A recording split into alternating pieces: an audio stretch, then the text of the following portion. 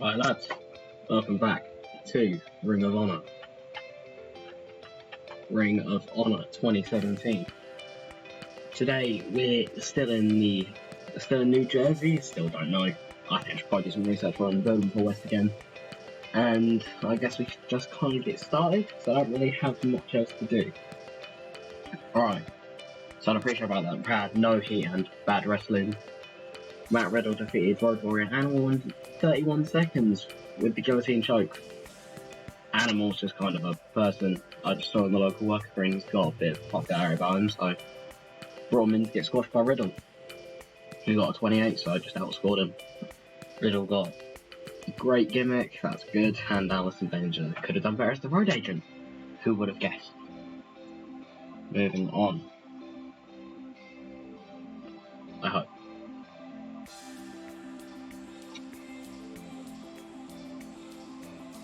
I think that was it. Okay. But in every show belt that had subpar wrestling and Little Heat, Gallion, who's what the names of the Scottish stable that we have, so I didn't really want to use Gallus, because it's already been used by the copies, and obviously Wolfgang, which you don't have here. And they defeated the House of Truth, which I've had Donovan D-Jack to because he wasn't really doing much, and I just needed an extra person just to put in, so we could use them in trios matches. But the House of Truth lose when Joe Coffey pinned Donovan D-Jack with the German. Jay Lethal was obviously head and shoulders. Joey Daggio, I don't know how to say his name, sorry. But he suffered an injury, I think that's intrabrachial tear. Him, I don't know, I don't know. But it's an injury.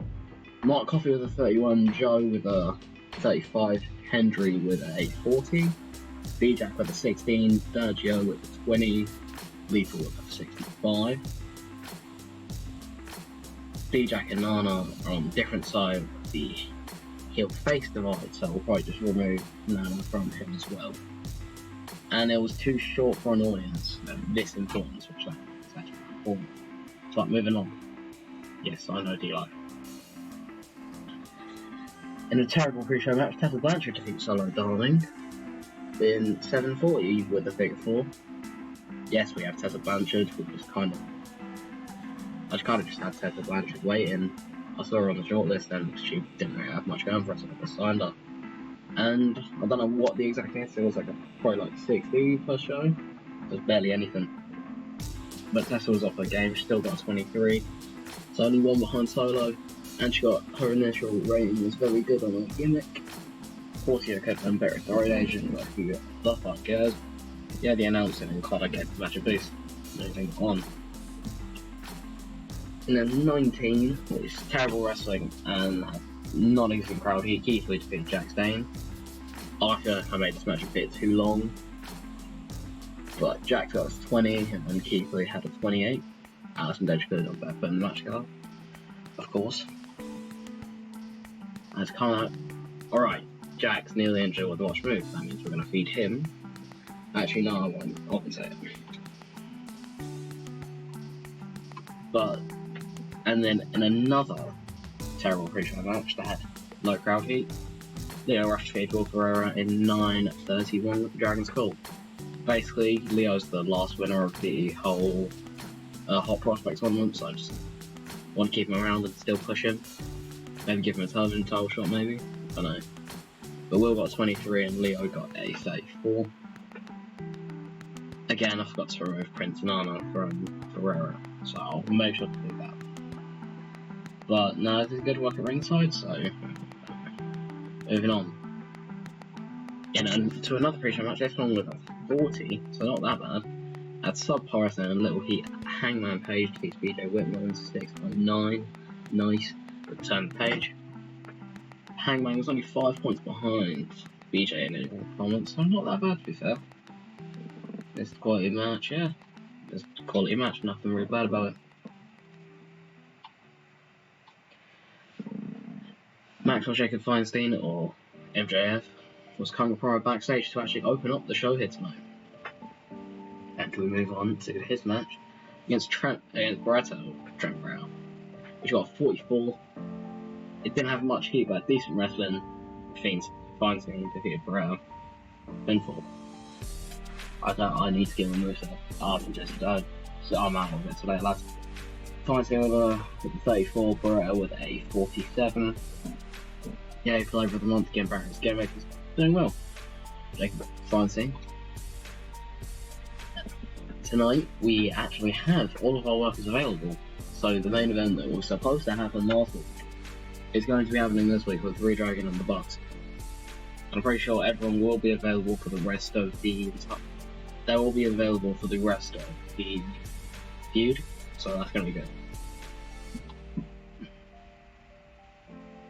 And in a match with non-existent crowd heat and subpar wrestling, Kaylee Ray beats Mercedes Martinez and Charlotte Guerrero, and Kaylee Ray pinned Shaw with a reverse code red.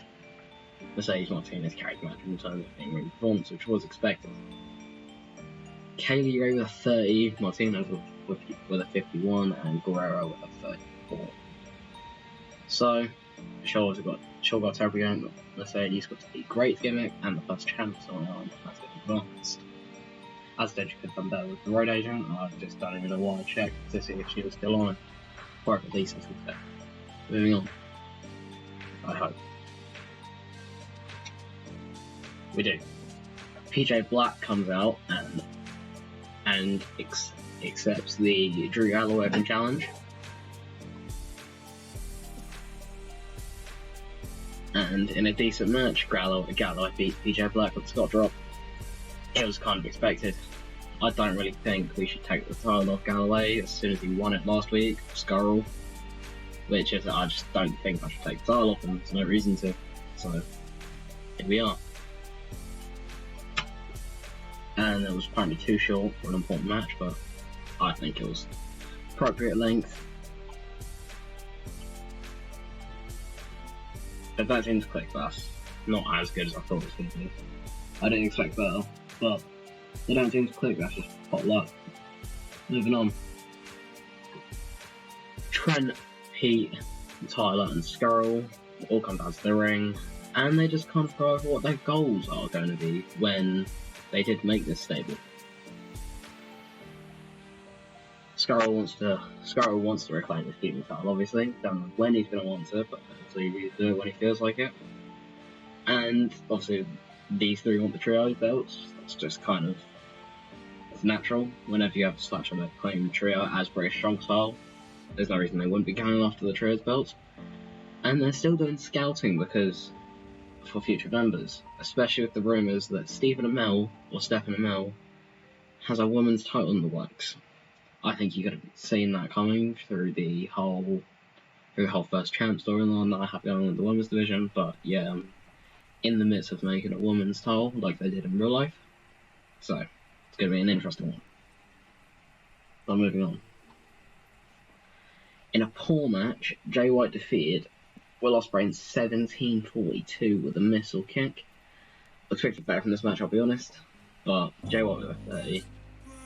Ospreay with a 43. Ospreay was really off his game as well, so. As an edge, you could have done better as the road agent. Who would have fucking guessed? But that's the quality of the announcer and colour commentary gave the match a boost, like always, so it's good to see our two colour commentators doing well.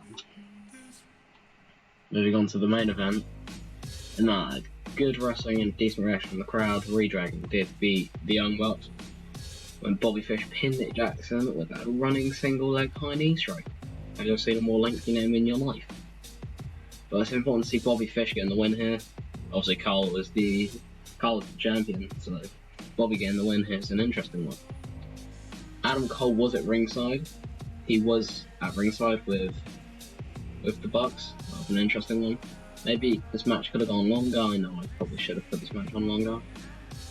But hey, I tried to fill the exact 9 minutes. Should have probably made it longer, but Nick got the 55. Nick and Matt both at 55 actually. Kyle and Fish with 48 and 52 respectively. And that's going to end the show.